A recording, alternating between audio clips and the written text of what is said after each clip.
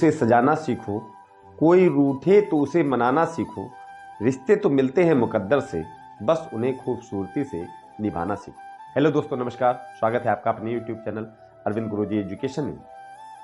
एक बार की बात है, दो सगे भाई आपस में मिलकर खेती किया करते थे और साथ साथ खेती के कुछ उपकरण और अनाज का व्यापार भी करते थे। कई वर्षों तक साथ साथ व्यापार, खेती, सारा कुछ करने के बावजूद एक छोटी सी गलतफहमी की वजह से उन दोनों भाइयों में झगड़ा हो गया और ये झगड़ा दुश्मनी में बदल गया। अब दोनों अलग अलग खेती करने लगे, अलग अलग व्यापार करने लगे, लेकिन इसके बावजूद दोनों संपन्न थे, दोनों का काम अच्छे से चल रहा था। एक दिन एक बढ़ई बड़े भाई के पास काम मांगने आया तो बड़े भाई ने कहा, हाँ मेरे पास तुम्हारे लिए काम है।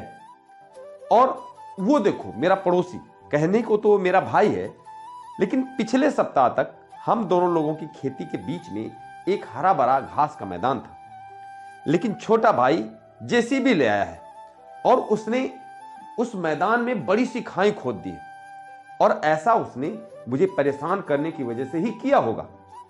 तो अब ऐसा करो, तुम मेरी खेती के चारों ओर ऊंची ऊंची बाड़ बना दो ताकि मुझे अपने छोटे भाई की शक्ल भी देखनी ना पड़े। बढ़ई ने कहा बिल्कुल, और बड़े भाई ने सारा सामान लाके बढ़ई को दे दिया और खुद शहर चला गया किसी जरूरी काम से। जब शाम को बड़ा भाई वापस आया तो उसने देखा कि वहां बाढ़ तो कहीं बनी नहीं है और उस खाई के ऊपर उस बढ़ई ने एक पुल बना दिया था। और इससे पहले कि बढ़ई कुछ बताता, छोटा भाई उधर से भागता हुआ आया और बड़े भाई के गले लग गया और रोने लगा कि आप कितने दरिया दिल हो, मैंने आपको बुरी भली बातें कही और कितना परेशान किया, लेकिन उसके बावजूद आपने इस खाई को पाट कर इसमें पुल बनाया ताकि हम आप आपस में मिल सके।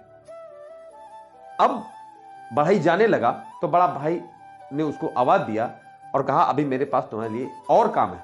तो बढ़ई मुस्कुराकर ये बोलते हुए कि मुझे रुकना अच्छा लगता, लेकिन मुझे अभी बहुत सारे ऐसे पुल और बनाने हैं। दिल से मुस्कुराने के लिए खाई की नहीं, पुल की जरूरत है। ये जितने भी तीज त्योहार आते हैं, ये किसी न किसी तरीके से हमें आपको अपने आपसी रिश्ते सुधारने के लिए प्रेरित करते हैं।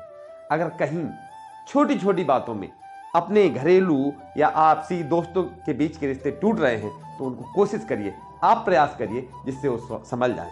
अभी त्योहार आ रहा है, घर की साफ सफाई के साथ साथ अपने घरेलू रिश्तों और दोस्ती के रिश्तों पर जो जमी हुई धूल है उसको भी साफ कर लेना, क्योंकि जब कई लोग मिलकर त्योहार मनाते हैं तो खुशियां कई गुना हो जाती है। नहीं मनाने को तो लोग कमरे के अंदर भी त्योहार मना सकते हैं। अगर ये चीज आपको अच्छी लगे तो अपने दोस्तों के साथ शेयर जरूर करिए। नमस्कार।